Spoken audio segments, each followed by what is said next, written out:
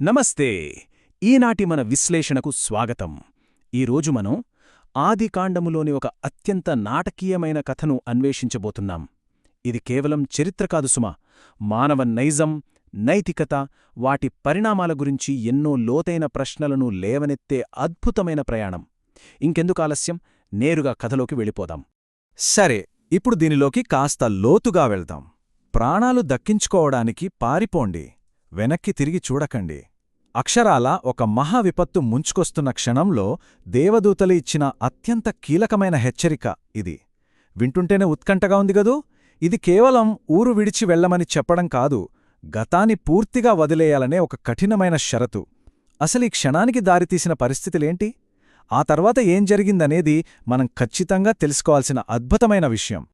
మొదటి భాగం, ఆ దుర్మార్గపు పట్టణాలు, అవే సొదొమ మరియు గొమొర్రా. ఈ సొదొమ గొమొర్రా నగరాల గురించి మూల గ్రంథాలు ఏం చెబుతున్నాయంటే, అక్కడ ప్రజల పాపాలు దుర్మార్గాలు అన్నీ ఇన్నీ కావు, అవి పూర్తిగా హద్దులు మీరిపోయాయి. ఆ తీవ్రమైన నైతిక పతనం వల్లే దేవుడు ఆ నగరాలను పూర్తిగా నాశనం చేయాలని నిర్ణయించుకున్నట్లుగా ఈ గ్రంథాలు వివరిస్తున్నాయి. ఒక సమాజం నైతికంగా పతనమైతే ఎలాంటి దైవిక జోక్యం ఎదుర్కోవాల్సి వస్తుందో చెప్పడానికి ఈ నగరాలే ఒక స్పష్టమైన ఉదాహరణ. ఇక రెండవ భాగం, అబ్రాహాము చేసిన అత్యంత కీలకమైన ఒప్పందం. ఇక్కడ మనం గమనించాల్సిన ఒక ఆసక్తికరమైన విషయమేమిటంటే, ఈ వినాశనం గురించి తెలుసుకున్న పితామహుడు అబ్రహాము ఆ నగరాల్లో ఉన్న తన మేనల్లుడు లోతును రక్షించడానికి దేవునితో ఒక గొప్ప చర్చకు దిగుతాడు. ఆ చర్చకు అంతిమ కొలమానంగా నిలిచిన సంఖ్యే ఈ 10. ఆ నగరంలో కనీసం 10 మంది నీతిమంతులు ఉన్నాసరే వినాశనం ఆపుతావా అని అబ్రహాము వేడుకోగా దేవుడు దానికి అంగీకరిస్తాడు. కేవలం 10 మంది.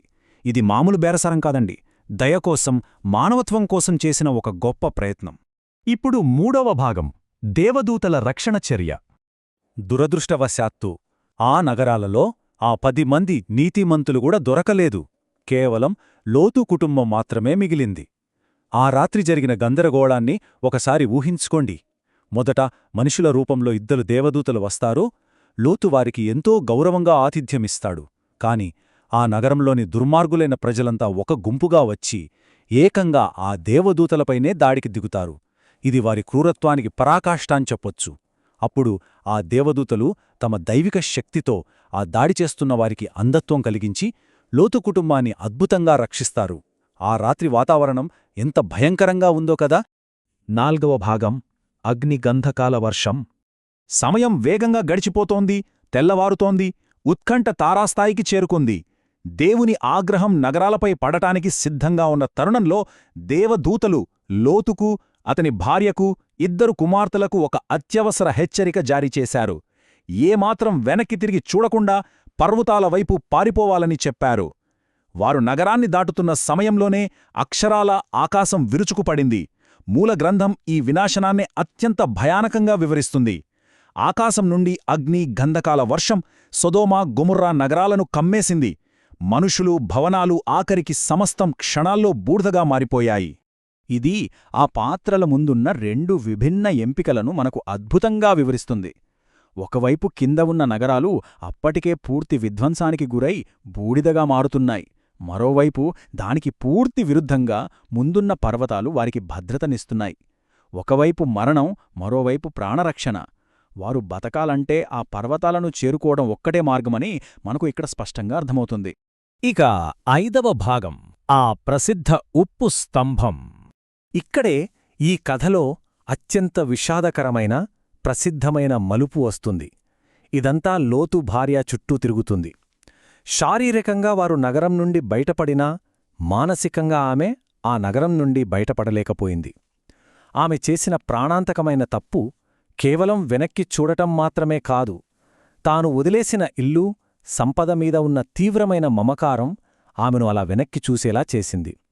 దేవుని ఆదేశాన్ని ధిక్కరించి అలా చూసిన మరుక్షణం ఆమె అక్కడికక్కడే ఒక నిర్జీవమైన ఉప్పు స్తంభంగా మారిపోయింది. భౌతిక సంపదపై వ్యామోహం మనిషిని ఎంతటి విషాదానికి గురిచేస్తుందో ఈ శిక్ష వెనుక ఉన్న భావోద్వేగ భారం మనకు స్పష్టం చేస్తుంది. 6వ భాగం, అసలు ఈ కథలోని ముఖ్యమైన నైతిక సందేశం ఏంటి?